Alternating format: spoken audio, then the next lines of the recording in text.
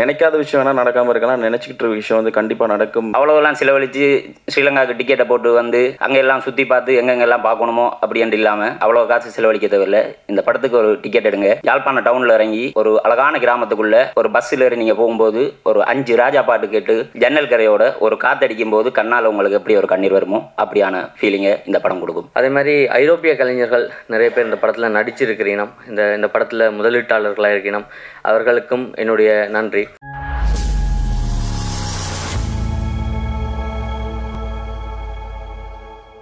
எல்லாருக்கும் வணக்கம். இன்னும் சடனாக அண்ணாலாம் கூப்பிட்டு பேசினதுக்கப்புறம் கூப்பிடுவான்னு நினச்சேன்.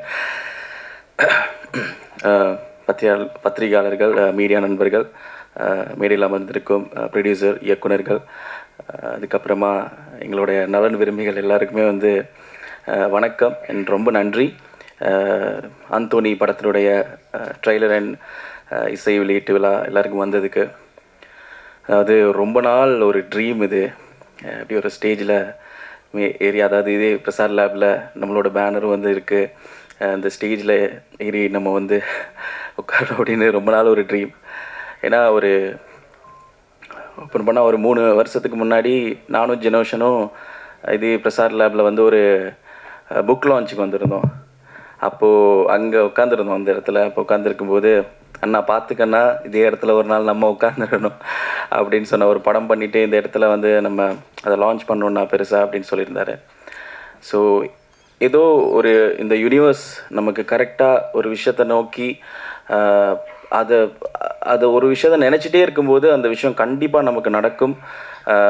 நினைக்காத விஷயம் வேணால் நடக்காமல் இருக்கலாம், நினச்சிக்கிட்டு இருக்க விஷயம் வந்து கண்டிப்பாக நடக்கும் அப்படிங்கிறதுக்கு இந்த படம் இவ்வளோ தூரம் ஒரு பெரிய அளவில் இதை வந்து ரிலீஸ் பண்ணுறதுக்கு இந்த படம் வந்து ஒரு பெரிய காரணமாக இருக்குது.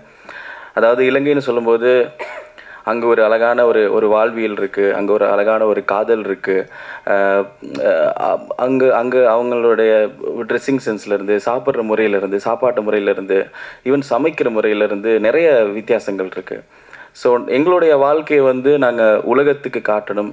ஸோ அது எப்படி இருக்குது அப்படின்னு எல்லா மக்களுக்கும் தெரியப்படுத்தணும். ஒரு ஒரு ஒரு ஒரு கவிதை மாதிரி ஒரு விஷயத்த உலகத்துக்கு கொடுக்கணும், ஒரு படத்தை கொடுக்கணும் அப்படிங்கிற ஒரு ஆசையில் ஜெனோஷன், சுகீர்தன் 2 பேரும் ஒரு அந்தோனி அப்படிங்கிற ஒரு படம் பண்ணியிருக்காங்க. ஸோ அந்த படத்தில் வந்து நான் அசோக் அப்படிங்கிற ஒரு கேரக்டர் பண்ணியிருக்கேன்.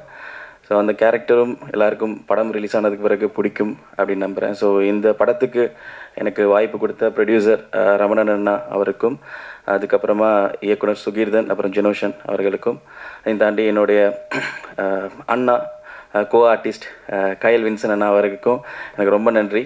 ஏன்னா எதிர்பார்க்கவே இல்லை, நினச்சும் பார்க்கல. அதாவது அண்ணா கூட ஸ்க்ரீன் ஸ்பேஸ் ஷேர் பண்ணுற ஒரு கட்டம் வரும் அப்படின்னு. ஏன்னா நிறைய ஹெல்ப் பண்ணியிருக்காரு. இங்கே ஸ்ரீலங்காவிலேருந்து இங்கே வந்து சினிமா வாய்ப்பு தேடி நிறைய பேர் வந்து கஷ்டப்பட்டுட்ருக்காங்க இங்கே. ஸோ அவங்களுக்கு எல்லாருக்குமே வந்து ஒரு அடைக்கலமாக ஒரு வீடு தான் இப்போ வரைக்கும் இருந்துகிட்ருக்கு. இப்போ வரைக்கும் அங்கே தான் இருக்கேன். ஸோ அதனால் அப்படி எல்லாருக்குமே கொடுக்குற அந்த ஒரு நல்ல மனசுனால கண்டிப்பாக அடுத்தடுத்து ஒரு நல்ல விஷயங்கள் நடந்துகிட்ருக்கு, நடக்கும். ஆனால் பயங்கர கோவக்காரர். ஒரு நாளுமே நினைக்கல அண்ணா கூட சேர்ந்து நடிவேன்னு. வந்தால் கூட அந்த வாய்ப்பு அடியே வேணாண்டா, விட்டுறா, ஓடிடுறா அப்படிங்கிற மாதிரி இருக்கும். ஏன்னா பயங்கரமாக சரியான விஷயத்துக்கு ஒரு ஒரு ஒரு ஒரு கோவம். அவர் ஆள் பார்க்குறதுக்கே ஒரு மாதிரி கொஞ்சம் டெரராக தான் இருப்பார். ஆனால் இந்த படத்தில் பார்த்திங்கன்னா ரொம்ப ரொம்ப இன்னசென்ட்டாக இருப்பாங்க. ஸோ அதே மாதிரி டிஜே பானு மேம், ஸோ அவங்களோட எனக்கு ஸ்க்ரீன் ஸ்பேஸ் கிடையாது, பட் இருந்தாலும் அவங்க இந்த ப்ராஜெக்ட்டுக்கு வந்தது ஒரு ஒரு பெரிய ஒரு விஷயம். அதே மாதிரி ஒரு நாள் தொடங்குனதுலேருந்து நாங்கள் முடிகிற வரைக்கும் என்றைக்காவது ஒரு நாள், ஐ மீன் எப்போவுமே ஏதாவது ஒரு கட்டத்தில் நம்ம வந்து ராஜா சாரோடைய மியூசிக்கை கடந்து தான் நாங்கள் வர வேண்டிய ஒரு தேவை இருக்குது. ஸோ இந்த படத்துக்கு ஞானி இளையராஜா சார் மியூசிக் பண்ணியிருக்காரு. ஸோ அது ஒரு பெரிய ஒரு வரமாக இருக்குது. ஏன்னா ஒரு பெரிய ஒரு ஃபேன் நான் ராஜா சாரோட. ஸோ அவரை மீட் பண்ணி அவருடைய ஆசீர்வாதம் வாங்கிட்டு இந்த படத்தை நாங்கள் வெளியிடுறோம். தமிழ் சினிமாவுக்கு என்னோட ஃபேஸும் வந்து புதுசாக இருக்கும்.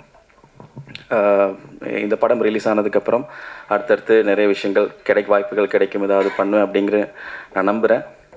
ஸோ நல்ல படங்களை, நல்ல ஒரு விஷயத்தை வந்து நம்ம பத்திரிகையாளர்கள், மீடியா நண்பர்கள் எல்லாமே மக்கள்கிட்ட ரொம்ப அழகாக கொண்டு போய் சேர்க்குறீங்க. அதே மாதிரி அந்தோனி திரைப்படத்தையும் கொண்டு போய் சேர்ப்பீங்க அப்படின்னு நம்புகிறேன். ரொம்ப நன்றி. நான் இங்கே உட்காந்துருக்கிறது ரொம்ப எமோஷ்னலாக தான் இருக்கிறேன். ஒரு உதவி இயக்குனராக தென்னிந்தியாவை தேடி வந்த நான் அந்த ஞாபகங்களை நான் இங்கே மீட்டி பார்க்குறேன். ஒரு டிக்கெட் காசுலேருந்து இங்கே வந்து ஒவ்வொரு வேலைக்காகவும் வளமையான சினிமாக்காரர்கள் படுற அதே கஷ்டங்களை அனுபவித்த அந்த நாட்கள். ஏன்னா இந்த பிரசத் லேபில் வந்து எத்தனையோ ஆடியோ லான்ச் அந்த பின்னுக்கு நின்று நான் பார்த்துருக்கேன் நானும் சுயர்தனம். அதால் இந்த மேடையில் இருக்கிறது ரொம்ப உணர்வு பூர்வமான ஒரு விஷயம். அடுத்தது ஷோபனா மேம் சொன்ன மாதிரி இந்த அந்தோனியார் அவங்க அதை ஏன் இன்றைக்கி சொன்னாங்கன்றது எனக்கு தெரியாது. அந்தோனியார் வந்து இந்த படத்தின் ஆரம்பத்திலேருந்து இப்போ வரைக்கும் இருந்து கொண்டிருக்கிறார். தயாரிப்பாளர் எப்படி முதலீடு பண்ணி இந்த படத்தில் எங்களுக்கு ஃபிசிக்கலாக சப்போர்ட் பண்ணிகிட்டு இருக்கிறாரோ அந்த மாதிரி இந்த பிரபஞ்சம் எங்களுக்கு இந்த படத்துக்கு நிறைய விஷயங்களை தந்து கொண்டே இருக்குது. அது எல்லாமே ஒரு கனவுகள். எப்படி அதெல்லாம் நடந்து கொண்டிருக்குன்றது எனக்கு தெரியாது. அதில் முதன்மையான விஷயம் இந்த படம் வந்து எடுத்தது. ஒரு உதவி இயக்குனர்களாக நாங்கள் 2 பேரும் பயணித்து கொண்டிருந்தோம். அதுக்கு பிறகு மழைக்கால இரவுகள் என்று சுயதன் ஒரு படத்தை எடுத்து அந்த படம் ஒரு சில விருதுகளை வென்று அது தயாரிப்பாளர் பிடிச்சு போய் அந்த படத்தை இந்த அந்தோனி படத்தை நாங்கள் தொடங்கினாங்க. இந்த படத்துக்குள்ளே வின்சென்ட் அண்ணாவாக இருக்கட்டும், டிஜே பானு மேமாக இருக்கட்டும், அதை விட ஒரு அண்ணாமார் குரூப் ஒன்று இருக்குது. சிரீஷ் கந்தராஜா அண்ணா, விஜய் அண்ணா, மற்றது வந்து எங்களை பார்த்தி அண்ணா, இந்த மாதிரி சில அண்ணாமார் வந்து தங்களை அறியாமலேயே நிறைய உதவிகளை வந்து எங்களுக்கு செய்து கொண்டிருக்கணும். இந்த படம் ஷூட் பண்ண கேமராலாம் வந்து நாங்கள் சொந்தமாக இந்தியாவிலேருந்து வாங்கி கொண்டு போய் ஷூட் பண்ண அலெக்ஸா கேமரா. அப்போ சின்ன சின்ன கேமராக்களில் பண்ணக்கூடாது, ஒரு ஃபிலிம் கேமராவில் தான் யாழ்ப்பாணத்தில் படம் எடுக்கணுமெண்டு இங்கே ஃபிலிம் ஷூட்டிங்ஸ் எல்லாம் பார்த்துட்டு அந்த மாதிரி ஒரு நோக்கத்துக்காக சுற்றிட்டு இருந்தவங்களுக்கு நாங்கள் நினச்சது தான் நாங்கள் நடத்தி நாங்கள் யாழ்ப்பாணத்தில். அப்போ ஏதாவது ஒரு சினிமாவில் கொஞ்சமாவது கற்றுக்கிட்டு ஏதாவது ஒரு நல்ல ஒரு ஃபிலிம் மேக் பண்ணணும் என்ற ஒரு ஆர்வத்தை இன்றைக்கு நினைவாக்கி இந்த திரைப்படத்தின் இசை வெளியீடு ட்ரெய்லர் வெளியீட்டு விழாக்கு வரைக்கும் கொண்டு வந்து சேர்த்துருக்கிறோம். அதே மாதிரி இந்த படத்தில் நிறைய பேர்கிட்ட நான் நிறைய கஷ்டப்படுத்தியிருக்கேன். நிறைய சப்போர்ட் பண்ண சொல்லி, நிறைய ஹெல்ப் பண்ண சொல்லி, நிறைய பேர் எதுவுமே என்னட்ட கம்ப்ளைண்டாக கொண்டு வராமல் இந்த படத்தை ஒர்க் பண்ணி தந்திருக்கிறீங்க. அதே மாதிரி ஐரோப்பிய கலைஞர்கள் நிறைய பேர் இந்த படத்தில் நடிச்சிருக்கிறீங்க. இந்த படத்தில் முதலீட்டாளர்களாக இருக்கணும். அவர்களுக்கும் என்னுடைய நன்றி. வளமையான ஒரு சினிமா இல்லாமல் யாழ்ப்பாணத்தில் இருந்து முதல் ஒரு நல்ல சினிமாவை, ஒரு நல்ல ஒரு படத்தை மக்களுக்கு கொண்டு போய் சேர்க்கணும் என்ற எண்ணத்தில் தான் அந்தோனி படம் எடுத்திருக்கிறோம். ஒரு கடலோர காதல் காவியம் என்ற ஒரு விஷயந்தான் இதுக்குள்ளே இருக்குது. எல்லா பல்வகை சமூகத்தினரும் இந்த படத்தை பார்க்கணும்.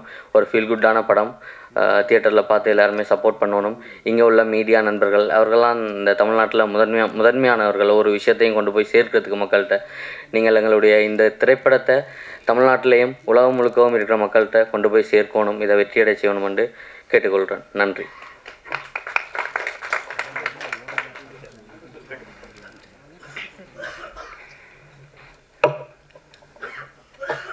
நல்ல மழை பெய்து எந்தன் காடு இங்கு கனிந்தது, நான் நினைத்த எண்ணம் கல்வெட்டாக வளர்ந்தது, கொம்பு தேனை பார்த்து நின்றேன் கையில் வந்து விழுந்தது, கூட்டத்தோடு நின்ற என்னை கொஞ்சு மன்னம் அழைத்தது. அப்படின்ற மாதிரி இந்த நிகழ்வு எனக்கு நன்றி. எல்லாமே அவர் சொல்லிட்டாரு. படத்தை பற்றி நான் சொல்கிறேன். எல்லா ஒரு படத்தில் சொல்லியிருப்பாங்க, காதலும் கடலும் எப்பயுமே பார்த்தா சலிக்காது அப்படின்ற மாதிரி. எங்கள் ஊரில் இருக்கிற காதலும் கடலையும் நான் உங்களுக்கு காட்ட போகிறேன். இந்த படம் கண்டிப்பாக பாருங்கள். இந்த படம் எப்படி ஒரு அனுபவமாக இருக்குமாண்டா,